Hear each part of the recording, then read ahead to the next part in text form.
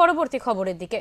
দক্ষিণ চব্বিশ পরগনার এই খসড়া ভোটার তালিকায় কতজনের নাম বাদ গেল, কেন গেল, কোন নতুন দল, কোন নতুন ভোটার সংযোজিত হলো কিনা সেই ব্যাপারে বুধবার সাংবাদিক বৈঠক করলেন দক্ষিণ চব্বিশ পরগনার নির্বাচন আধিকারিক ভাস্কর পাল।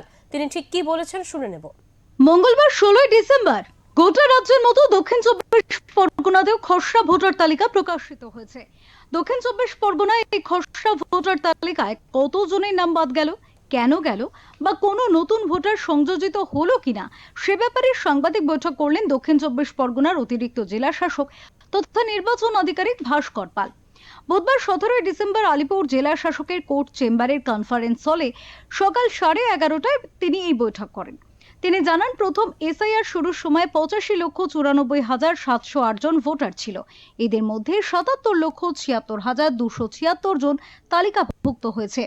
এদের মধ্যে মৃত ভোটারের সংখ্যা হলো 3,34,257 জন। নিখোঁজ বা খুঁজে পাওয়া যায়নি 2,27,814 জন।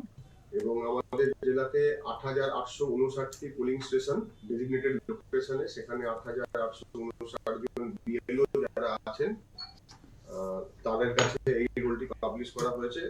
এন্ড বিভিন্ন অন্যান্য ইম্পর্টেন্ট লোকেশনে যেমন district magistrate office, ERO office, BDO office, গ্রাম পঞ্চায়েত অফিস বা ইউএলবির যে মিউনিসিপ্যালিটি অফিসগুলো সেখানে আমরা যে absent, shifted, duplicate and death এই ইলেক্টরের যে লিস্ট রয়েছে সেই লিস্টগুলো সেখানে পাবলিশ করা হয়েছে। তো আমাদের জেলাতে যখন এসআইআর শুরু হয়েছিল তখন 85,94,708 জন ইলেক্টর ছিলেন।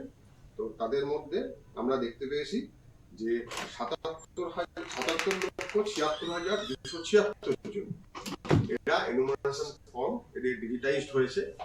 এন্ড এর সাথে বেশ কিছু আমরা ডেথ ইলেক্টরের সংখ্যা জানতে পেরেছি। ডেথের সংখ্যা হচ্ছে 3,34,257 জন। এমনভাবে আনট্রেসেবল বা অ্যাবসেন্ট আছেন 2,27,814 জন। পার্মানেন্টলি শিফটেড আছেন 2,24,595 জন এবং অন্যান্য আরো দু একটি পারপাসে এদের আমরা আনকালেক্টেবল ডিফাইন করেছি। তিনি আরো বলেন, যাদের তালিকায় এখনো পর্যন্ত নাম ওঠেনি তাদের ক্ষেত্রে হিয়ারিং হওয়ার কথা। সেই অনুযায়ী 13টি নথির যে কোনো দুটি জমা দেওয়ার কথা বলা হয়েছে। পাশাপাশি পরিস্থিতি অনুযায়ী বিভিন্ন ধরনের ফর্ম ফিল আপেরও ব্যবস্থা থাকছে। এখন আমাদের আগামী দিনের যে কাজটা হচ্ছে যে এই যারা এনুমারেশন ফর্ম জমা দিয়েছেন এদের মধ্যে ম্যাপড ইলেক্টর রয়েছেন, আনম্যাপড ইলেক্টর রয়েছেন। যত আনম্যাপড ইলেক্টর আছেন তাদের নরমালি হিয়ারিং হওয়ার কথা। এন্ড এই হিয়ারিং এর প্রস্তুতি, ডিসপোজাল অফ দেয়ার স্ট্যাটাস, এটা যে করার পদ্ধতি এটা আমরা আগামী 24 তারিখ থেকে শুরু করছি। 16 তারিখের পরে 7 দিন গ্যাপ দিয়ে 24শে ডিসেম্বর থেকে শুরু হচ্ছে। সমগ্র জেলাতে ডিসেন্ট্রালাইজড ম্যানারে প্রত্যেক অ্যাসেম্বলি কনস্টিটিউয়েন্সি এরিয়াতে নির্দিষ্ট লোকেশনে এই হিয়ারিং গুলো হবে। আমাদের ইআরও এবং ডেজিগনেটেড এইআরও যারা আছেন তারা এই হিয়ারিং গুলো করবেন। প্রায় 3,37,000 লোকের হিয়ারিং হবে। এর সাথে বিএলওরা তারা ফিল্ড ভেরিফিকেশনের কাজটা করছেন। এন্ড আগামী যে হিয়ারিং শিডিউলটা, এই হিয়ারিং শিডিউলটাও আমি একবার সবার জ্ঞাতার্থে বলে দিই যে আমাদের 16 তারিখে ড্রাফট পাবলিকেশন হয়েছে। এই ড্রাফট পাবলিকেশনের উপরে ক্লেমস এন্ড অবজেকশনস হতে পারে। সেই ক্লেমস এন্ড অবজেকশনের সময়সীমাটা হচ্ছে 16 ডিসেম্বর থেকে 15 জানুয়ারি পর্যন্ত।